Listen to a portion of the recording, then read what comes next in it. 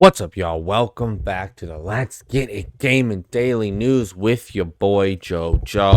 We have 5 items on the list, 4 of which are interesting articles. That's a 3. 4 of which are interesting articles. 1 of which is an honorable mention.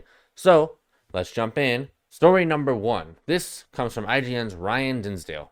Redfall anniversary comes and goes as those who bought a $100 edition still await promised DLC. Redfall's one-year anniversary came and went on May 2nd, 2024, with no word from the publisher Bethesda, despite the widely panned game receiving no updates in 6 months and owners of the $100 edition still awaiting additional content. As reported by Kotaku, fans who bought the $100 bite back edition of Redfall, despite the base game being available day one at no additional cost to Xbox Game Pass subscribers, were hoping for an announcement regarding their missing downloadable content as an anniversary celebration. No mention from the developer Arcane, Bethesda, or larger owner Xbox, however, leaving November 2023's patch notes as the last communication on the missing content. We're continuing development of the Hero Pass, and we're excited to share more about Redfall's new heroes and other updates later next year, Arcane said. At the time, IGN has asked Bethesda for a comment. So that's kind of super shitty. That's unfortunate. I played Redfall for like a minute, and it was just not my vibe. Oh shit, I'm sorry, I forgot to introduce my freeloading co-host. How we doing today, Lee? That good, huh? All right, lovely. Well, as I was saying, that's unfortunate. That sucks. I know Redfall had a lot of problems, so to speak. They've had a lot of downfalls since its release. But hopefully Bethesda gets it worked out. Hopefully Xbox says something. Hopefully those who spent the extra dollars get what they paid for, but only time will tell. Let's jump into story number 2. This comes from GameSpot's George Yang. Baldur's Gate 3 Console Deluxe Edition hit another production delay. Larian Studios has announced that it has encountered production issues with the Console Deluxe Edition of Baldur's Gate 3 and is delaying their shipment. The studio stated that the production issues are out of its control and that all Xbox orders as well as PS5 orders in North America were affected. As such, there's going to be a bit of a wait for them to ship out. Larian also clarified that all Deluxe Edition orders for PC have been shipped out, and PS5 orders for Oceania and Europe will start shipping this week. In some more good news, all Deluxe Edition orders are expected to ship within the month of May, and Larian will provide an update on additional shipping dates next week. The Deluxe Edition includes a digital soundtrack, art book, and character sheets, along with in-game items like a dice skin, divinity item pack, paintings from Rivelion, and an adventurer's pouch, and the Bard song pack. The game itself ships on 2 discs for PS5 and 3 discs for Xbox. Jesus. So yeah, I guess for you Baldur's Gate fans, that's unfortunate. I didn't play Baldur's Gate.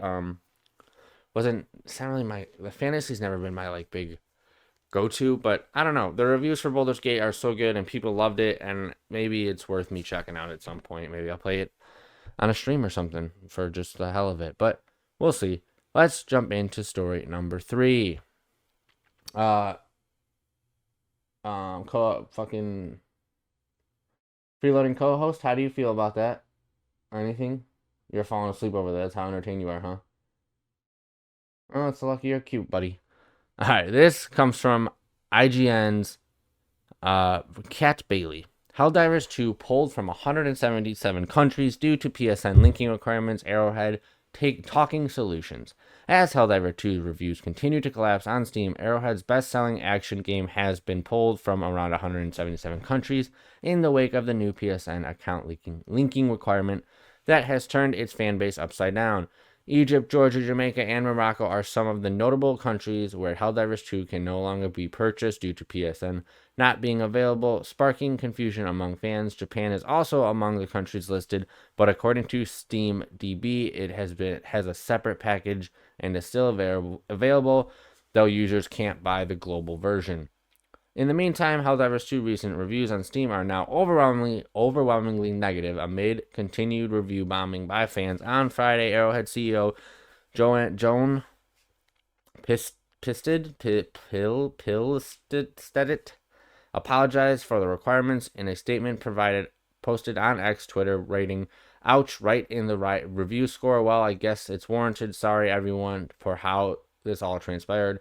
I hope we will make it up and regain trust by providing continued great game experiences. I just want to make great games. This sucks. It's a dumb thing that they did. They messed up. I don't know why they did it. I mean, I do know why it's Sony. That's how they kind of operate. But it really is unfortunate. I know Helldivers people have loved it.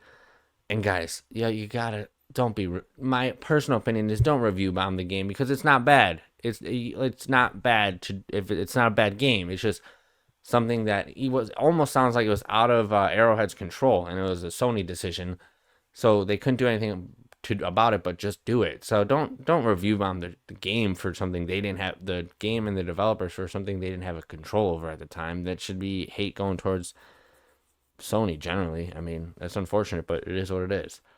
What do you think about that Helldivers news? Anything? I know you're a big Helldivers fan, right, buddy? Helldivers? Nothing? Not a fan? Helldivers 2? Nothing? No perspective? No insight for me today? You're just going to lay there? No, he's real fun to be around today. It's like you worked out all day. You did nothing. You just laid down all day. That's all you did today. You're lucky you're adorable. This fucking dog. All right, let's jump into story number 4. This comes from GameSpot's Cameron Koch. Halo Infinite is getting its own version of Helldivers 2 thanks to Forge creators.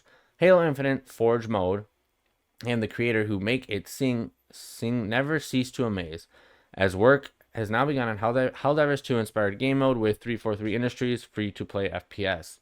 Helldivers 2 may have popularized the idea of space marines dropping from orbit in drop pods to do battle with alien threats, but before there were Helldivers, there were Halo ODSTs, aka Helljumpers.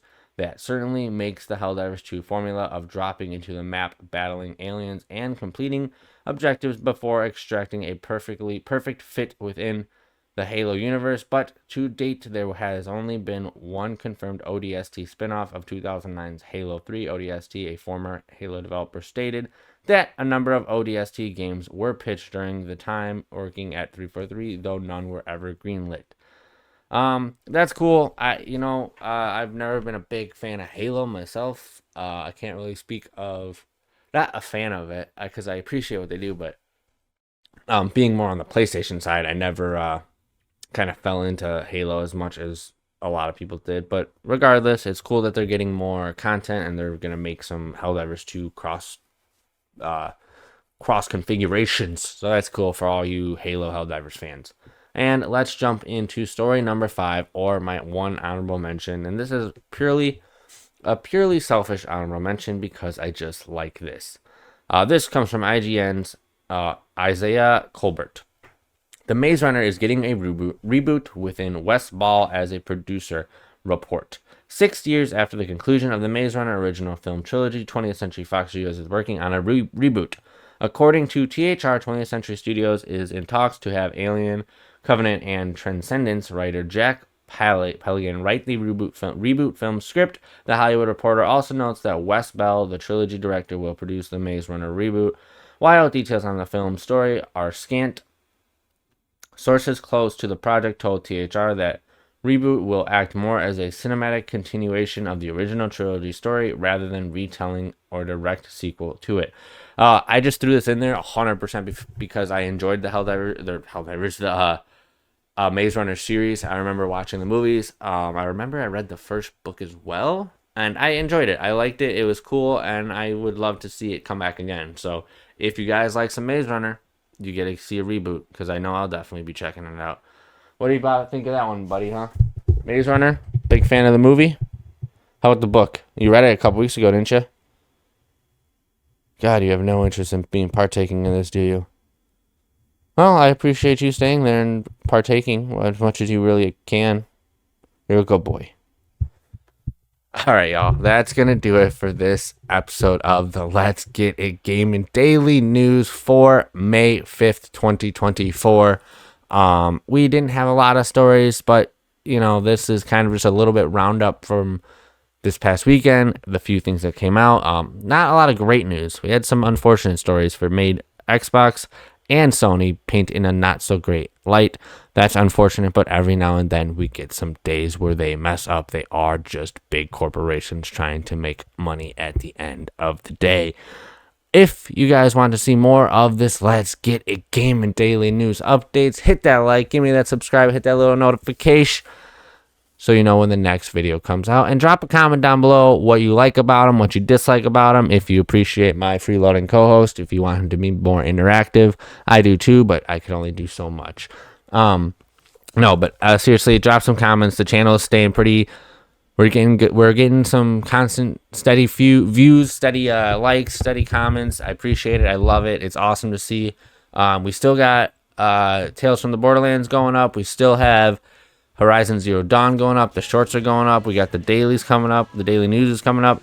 I'm still trying to work on live streams. I know I've been really, really spotty with them. I apologize. It's just the time. I just don't have the time to squeeze it in unless I stream at like midnight. But I got to be up for work at 5 in the morning every day, so that makes it a little more difficult.